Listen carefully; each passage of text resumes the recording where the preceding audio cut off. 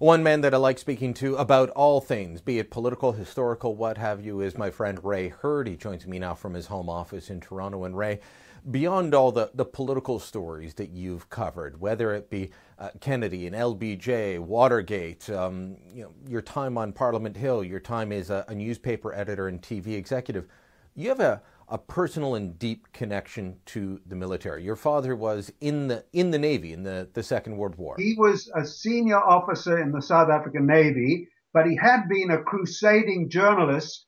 And in South Africa, some of the Afrikaners supported Hitler, and my father, as a journalist, had exposed them. And after the war in Europe, and his ship was involved in that war, in a convoy from Canada to Britain, actually, he was on the death list of the secret Nazi underground, and they kidnapped him after the war in Europe had ended, and they took him in a train and they threw him down a mine dump. My mother, like my father and my brother and me, all journalists, my mother was a widowed. She was a very beautiful woman. She never got married again. And because the government that came to power, which introduced apartheid, hated my father and my family so much because he'd opposed them, they denied my mother a pension. And I'll end the story with the good news. When Mandela got in, the first thing he did was to give my mother, who was then in her 80s, a pension backdated to 1945. So Wow. I last saw my dad when I was about 7. And if anyone goes to my Facebook or Twitter a page, you'll see a photograph of me and my father walking down the streets. That was the last day he was alive. I've seen the photo. It's a touching photo. And so on days like this, on days like Remembrance Day, it's more than just some ephemeral thing to you. Like myself, there's a personal connection. Yeah, it means a lot, especially when you lose someone. And it was really the last just war.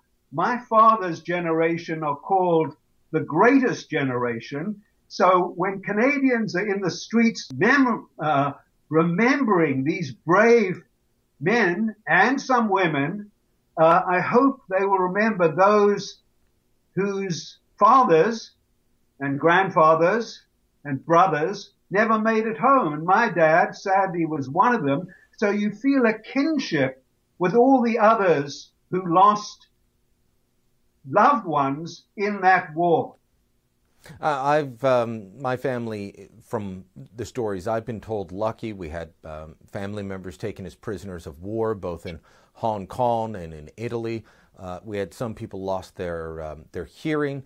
My mother had a great uncle that could never sleep laying down because in the First War he got gassed, and so he couldn't lay all the way back, or he wouldn't be able to breathe. So there's a lot of injuries and the like, but for the most part we didn't lose people, and thankfully in the more recent wars, lots of family in Afghanistan, family and friends. We were the fortunate ones that didn't lose. Yeah, but you must remember one important thing. It was when penicillin was invented during World War II that the wounded in wars recovered. Before penicillin and modern medicine, if you got wounded or injured in some way, the chances were very good you would die. Now, I covered the Vietnam War, where it was lost in Washington, but I was in Vietnam too.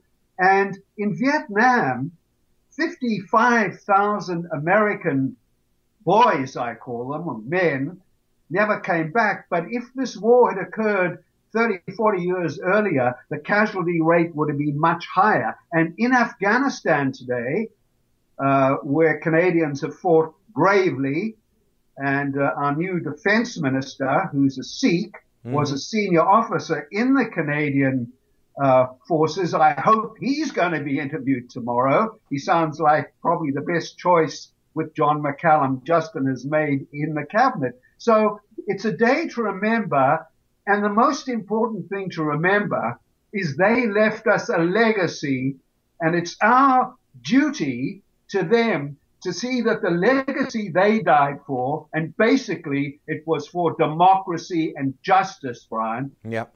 We have to see that we try to carry out their legacy or execute their legacy.